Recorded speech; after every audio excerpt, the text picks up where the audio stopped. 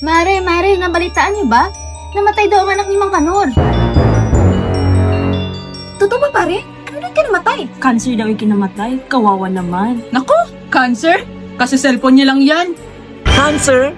Hi mga kaibigan, alam niyo ba kung ano ang cancer? Hindi!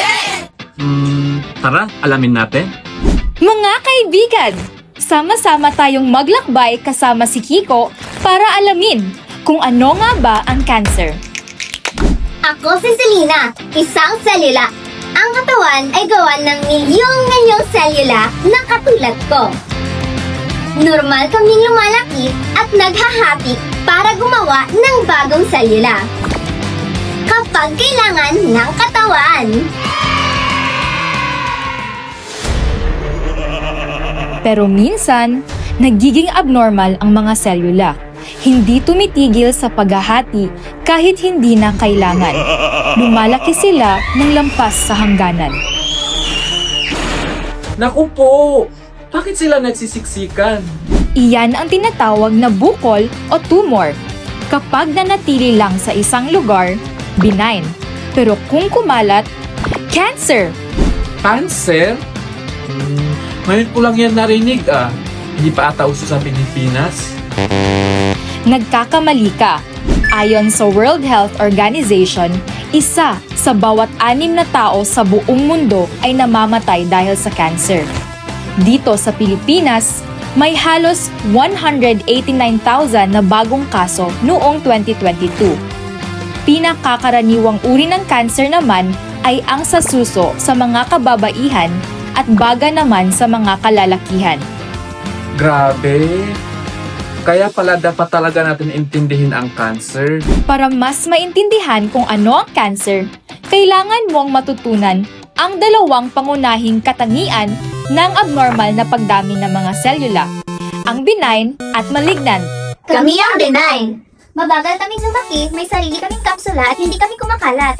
Karaniwan, hindi kami mapanganib. Maliban na lang kung nasa maselang lugar.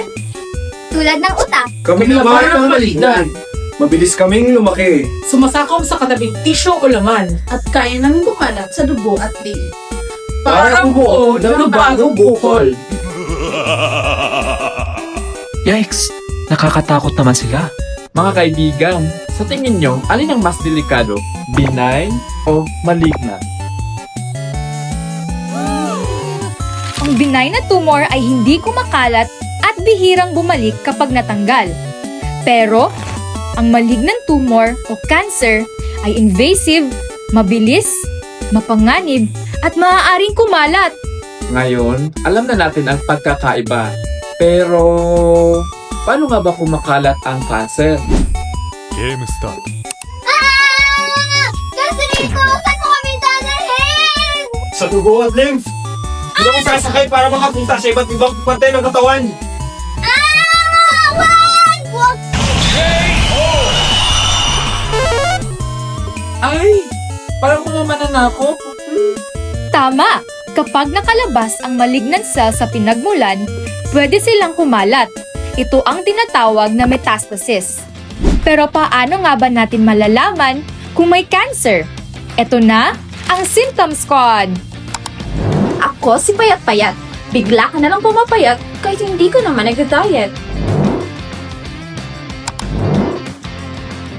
Ako si lagnat na walang dahilan. Lagi na lang akong may lagnat at pagpapawis sa gabi kahit wala naman akong sipon o flu. Ako si Bukol-Bukol. May mga bukol na hindi nawawala, lalo na kung tumatagal ng higit na 2 linggo.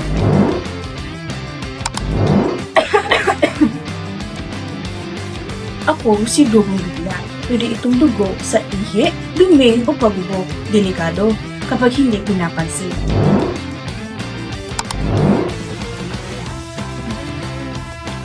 Ako si Hirap Lumunok. Kung nahihirapan kang lumunok o lumunok ng tubig, magpatingin ka na sa doktor. Ako naman si Rule Breaker.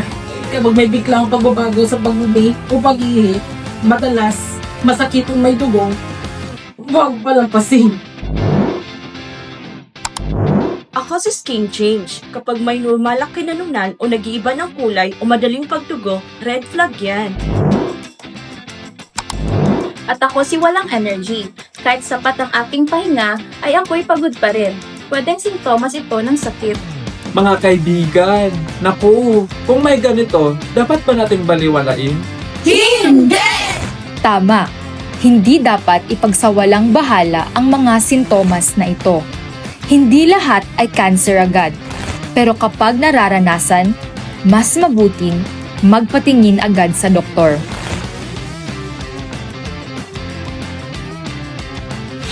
Kasi kung mas maaga itong matuklasan, mas maaga din itong magagamot. Yes, kaya dapat kilalanin natin ang mga warning signs. Laban kontra cancer, dapat agaran. Ngayon, alam na natin kung ano ang cancer, paano ito naiba sa benign, paano ito kumakalat at ano ang mga sintomas. Tandaan, hindi lahat ng bukol ay cancer. Pero mas mabuti nang maagapan kaysa lumala.